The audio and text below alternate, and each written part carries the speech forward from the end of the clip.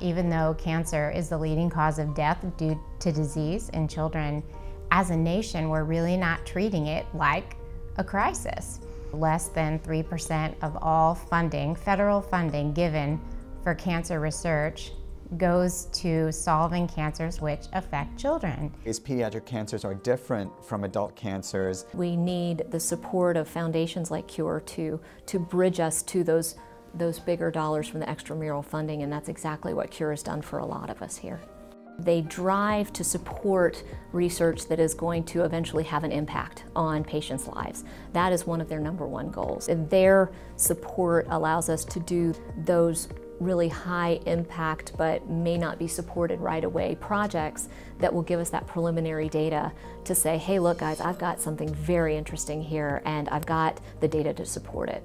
To make sure that these children not only are cured, but grow up into healthy, functional adults, it requires research, and that's really the gap that CURE is able to fill. We're not just trying to save the lives of these children, we're trying to save their entire lifetimes. Maybe our story's a little bit unique, having twins and one of them having leukemia, because they do have that special bond. When it first happened, it was, awful. You know, Hudson was getting the needles in to do the lines, to put everything through. We were in the hospital for just over a week. So for the first time when her hair was getting very spotty, I was holding back tears, but she was smiling through the whole thing. That's the way that we look at it as a family too. You know, leukemia is the bad guy and we're gonna get him. CURE provides meals for the families where they have a family night and you're able to go have the meals. It's rare that I go with Hudson and they're not doing something. So it's just, they're a very reassuring organization. We just feel so comforted by what CURE has given us the ability to do, which is really interact and learn from other families, as well as be able to absorb all of the resources that they have to help us deal with what we're going through with leukemia. We are in the hospital several times a week and doing everything from providing one-on-one support with trained staff to serving meals. What they do for the families and the children is invaluable.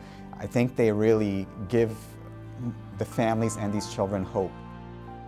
On April 6th, 2004, when our youngest daughter Olivia, at the age of 2, was diagnosed with a brain tumor. And we were on vacation in Pensacola at the time, and she had been sick, and she would wake up in the middle of the night crying, holding the back of her head. She would throw up, and then she'd be fine, but she would walk around the beach with her little head tilted sideways and her curly, curly red hair.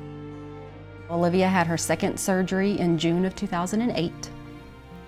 And again, amazing recovery. Hopefully they got it all this time. We'll move forward, we'll keep living life. And then little did we know that 9 months later, April 6th came around again. Same date in history. Elena was diagnosed with leukemia. Our oldest daughter, has cancer. What do we do now?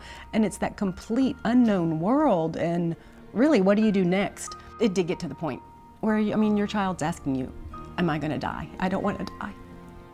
I definitely learned I had to persevere through all the long hospital visits. I'm gonna make it through this, and everything's gonna be okay. Out of adversity or a difficult time, you can always make a negative situation to a positive situation. So many prayers that were lifted, that's definitely what made us make it through.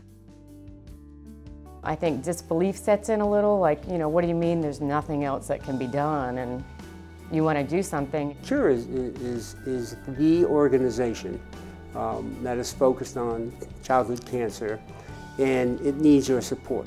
Go on the CURE website, curechildhoodcancer.org. Call the office, see how you can get involved. And it's not always about how big a check can I write. A lot of times it's just being involved. What would be so amazing is in my lifetime, if I can bridge those patients and we have that cure. I want to be around when that cure happens, and I really believe with the way cancer research is going that I will be.